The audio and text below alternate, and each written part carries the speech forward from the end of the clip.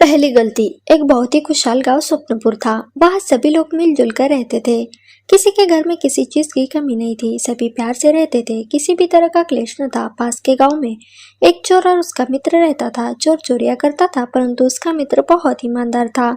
वह जानता था कि उसका मित्र चोर है, पर वह बेरोजगार होने के कारण स्वयं उस पर निर्भर था। इसी वजह से वह किसी के सामने यह राज जाहिर नहीं करता था।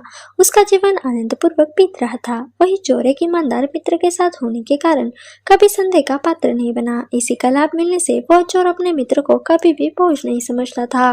एक दिन उस चोर को स्वप्नपुर गांव के बारे में पता चला, तो वह उस गांव में चोरी करने की योजना बनाने लगा। रात को वह उस गांव में गया और चोरी करके वापस आ गया। चोरी में उसने इतना सामान मिला जितना उसने आज तक कभी नहीं देखा था, पर अभी भी उसे लग रहा था कि वह और सामान ला सकता था। इस बारे में उसने अपने मित्र से बात की, पर उसने किसी भी प्रकार की सहायता से साफ इनकार कर दिया। उधर गांव में पहली बार चोरी की घटना होने के कारण यह खबर आग की तरह फैल गई, पर प्यार और सद्भावना होने के कारण सब लोगों ने उस परिवार की सहायता की और उन्हें दिलासा दिया।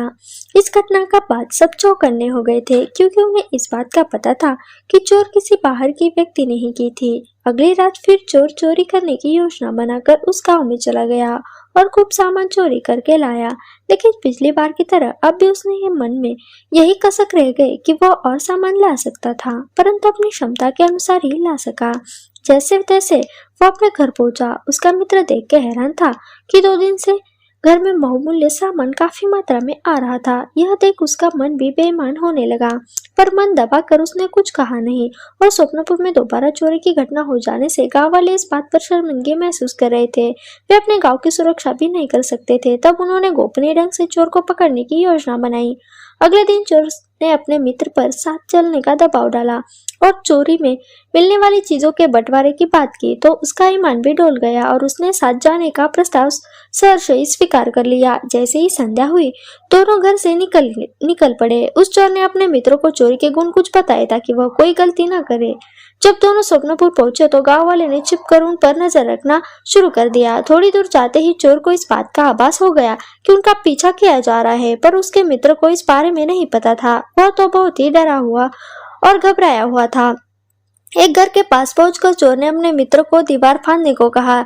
जैसे ही वह दीवार फांदकर घर में घुसा, चोर चालाकी दिखाते हुए गांव वालों को चकमा देकर गांव से बाहर निकल आया और रातों रात अपना सारा सामान समेटकर अपना गांव छोड़कर चला गया। वह स्वप्नपुर में उसका मित्र घर में तो घुस गया था, पर जब उसने देखा कि उसका मित्र कुछ देर तक न आया तो उसके पसीने छूटने लगे। वह थोड़ा आगे बढ़ा तो उसके पैर एक बाल्टी से टकरा गए और बाल्टी गिरने के कारण शांत अंधेरे में बहुत तेज आवाज हुई। आवाज सुनते ही सारे गांव वाले उस घर के बाहर आ गए और उसे पकड़ लिया। वह घबराया हुआ बोल रहा था कि उसने कुछ भी नहीं किया और माफी मांगने लगा, पर गांव वालों ने उसकी माफ नहीं किया और पहली हुई 2 चोरियों का इल्जाम भी उसी पर डाल दिया गया। पूछताछ पर उसने अपने चोर मित्र के बारे में बताया। उसको ढूंढने की कोशिश की गई, पर वो बहुत शातिर होने के कारण वह हाथ नहीं आया और पहली बार चोरी करने आए उस इंसान को वह सजा काटनी पड़ी जो जुर्म उसने किया ही नहीं था। वह बार बार कह रहा था कि मैंने आज तक ऐसा काम नहीं किया, आज पहली बार मैंने ऐसा करने की कोशिश की, कृपया मुझे माफ कर दीजिए। पर किसी ने भी उसकी बात नहीं सुनी और उसे उपयुक्त सजा दी गई। यही प्रवृत्ति हम लोगों में भी होती है कि हम जानते तो है कि हमारे आसपास कौन कौन गलत काम करता है, फिर भी हम उसका विरोध नहीं करते और ना ही उसकी जानकारी किसी को देते हैं, जो भविष्य में हमारे लिए खतरनाक साबित होता है। जब हमें उस व्यक्ति से कोई परेशानी होती है तब भी हमें उसका विरोध करते हैं। ऐसे में इस बात का बहुत ही कम अंदेशा रहता है कि हमें इंसाफ मिलेगा या नहीं। कई बार तो इसका नतीजा यह होता है कि हमारा मन भी ऐसे गलत कार्यों की तरफ आकर्षित होने लगता है और हम लालचवश वह काम करने का प्रयास भी करते हैं और पकड़े जाने पर क्षमा याचना करते हैं। पर गलत कार्य हमेशा गलत ही होता है और सबसे बड़ी गलती पहली गलती होती है। पहली गलती के बाद इंसान